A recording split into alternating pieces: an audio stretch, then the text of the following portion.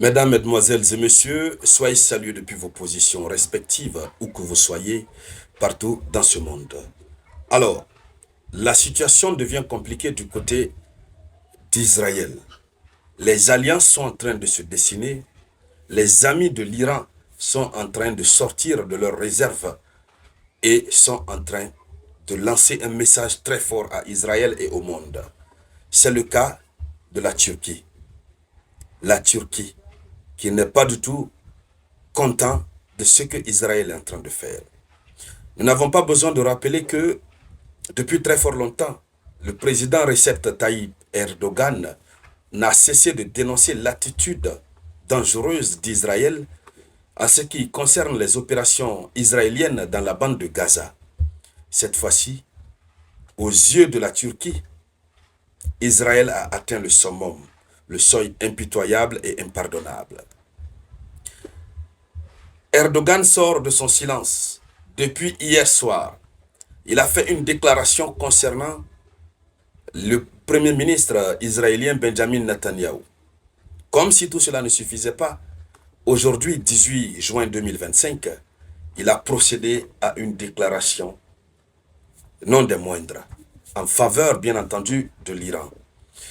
Alors, cela dénote, hein, à travers cette déclaration que nous allons voir tout à l'heure, cela prouve que la Turquie est prête, même s'il faut rompre ses relations diplomatiques avec Israël, mais elle est prête à soutenir l'Iran. Et donc, dans le cadre de cette vidéoconférence, mesdames, mesdemoiselles et messieurs, c'est de cette actualité que nous allons parler. Oui, une actualité qui s'accompagne par la volonté affirmée de Vladimir Poutine à la suite des échanges entre lui et le président, hein, le responsable, le chef de l'exécutif des Émirats arabes unis.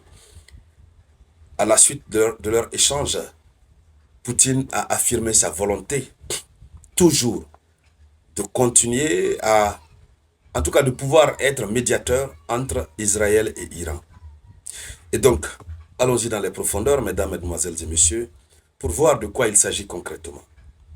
Mais avant de continuer, vous connaissez le principe, il faut poser le geste qui motive. Et ce geste, c'est de mettre les likes. Commencez d'abord par partager, mettez les likes.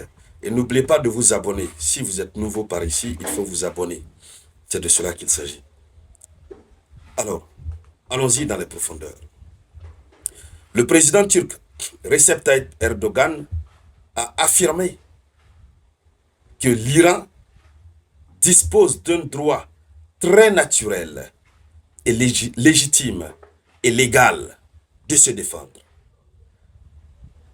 Ça, c'est la déclaration d'aujourd'hui.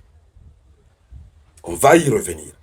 Mais avant de faire cette déclaration, il a d'abord déclaré que le président, le premier ministre israélien Benjamin Netanyahou, il lui a qualifié de la plus grande menace pour la sécurité de la région. Donc pour lui, Netanyahou est la plus grande menace de la sécurité de la région. Puisque ce que Netanyahou est en train d'envisager pour l'Iran, c'est-à-dire, si ça continue, toute la région va en pâtir les conséquences. Et donc ce matin, Recep Tayyip Erdogan, il revient pour dire que l'Iran dispose d'un droit très naturel. C'est-à-dire c'est tellement naturel que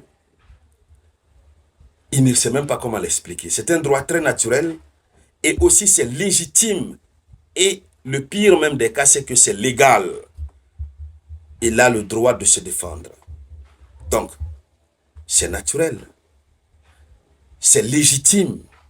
C'est aussi légal parce que le droit international pose le principe de la légitime défense. Lorsque vous êtes agressé, vous avez le droit de vous défendre. C'est une légitime défense. Donc, tout ce que l'Iran est en train de poser comme acte, c'est de la légitime défense. L'Iran n'est pas un agresseur. C'est Israël qui a agressé l'Iran. Et c'est pourquoi ça fait très mal à Recep Tayyip Erdogan. Allons-y dans les profondeurs. Alors, ce qu'il faut dire, c'est que qu'est-ce qu'on peut constater comme implication géopolitique? On a 3 points de l'implication géopolitique de la déclaration de Recep Tayyip Erdogan. Premièrement, ça implique une solidarité régionale. Deuxièmement, ça implique des relations Turquie-Israël tendues. Et troisièmement, ça réorganise la dynamique régionale. Lorsque nous partons sur le premier point, la déclaration d'Erdogan peut être interprétée comme un signe de solidarité de la Turquie envers l'Iran face aux actions d'Israël. On ne va même pas dire que ça peut être interprété. C'est un soutien à l'Iran. Ça, c'est clair et net.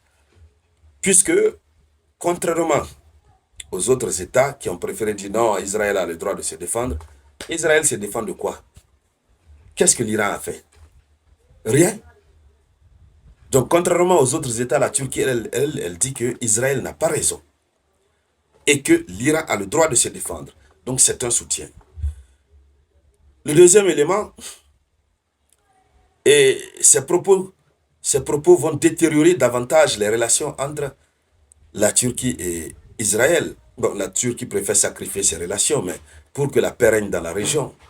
Et le troisième et dernier élément, cette prise de position de la Turquie, qui est un acteur clé dans la région, pourrait influencer les dynamiques géopolitiques en cours et la perception internationale des conflits régionaux. Donc ça peut jouer, que ce soit sur le moral des Européens, donc des Occidentaux ou des Américains, ça peut jouer puisque la Turquie joue un très grand rôle. La Turquie a une très grande influence dans la région. Alors, au-delà de cet aspect, le président Vladimir Poutine, qui, au lieu de s'aligner derrière l'Iran pour envoyer Israël à la véritable punition, lui, il a confirmé la volonté de Moscou de faciliter l'ouverture d'un dialogue entre l'Iran et l'Israël. Poutine, lui, il est toujours dans cette option, puisqu'il est en train de jouer aussi au jeu de Donald Trump et il ne veut pas trop s'engager derrière l'Iran pour éviter de bousiller sa relation avec Donald Trump, avec l'Amérique. Donc, il se met en tant que médiateur. Donc, cette information a été rapportée au Kremlin à la suite de l'entretien téléphonique de Vladimir Poutine avec le président des Émirats arabes unis. Alors, les parties ont échangé leur point de vue et elles ont exprimé leurs préoccupations communes face à l'escalade continue, qui constitue une menace directe pour la stabilité régionale. Et donc, la nécessité d'intensifier les efforts diplomatiques et les efforts politiques et diplomatiques pour résoudre les différends autour du programme nucléaire iranien a été soulignée séparément. Donc, globalement, voici ce qu'il faut retenir de l'actualité en cet après-midi du 18 juin 2025. Mesdames, Mesdemoiselles et Messieurs, c'était ça la une de l'actualité. Merci donc de la partager au maximum. Je vous reviens tout à l'heure avec de nouvelles actualités.